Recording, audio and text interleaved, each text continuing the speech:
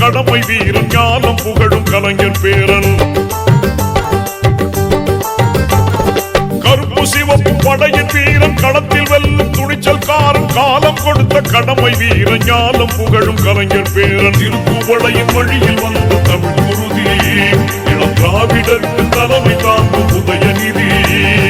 திருக்குவளையின் வழியில் வந்த தமிழ் குருதி இளம் திராவிடருக்கு தலைமை தாங்கும் உதயநிதி. கருப்பு சிவப்பு படையின் வீரன் களத்தில் வெல்லும் துணிச்சல்காரன் காலம் கொடுத்த கடமை வீரன் ஞானம் புகழும் கலைஞர் பேரன்.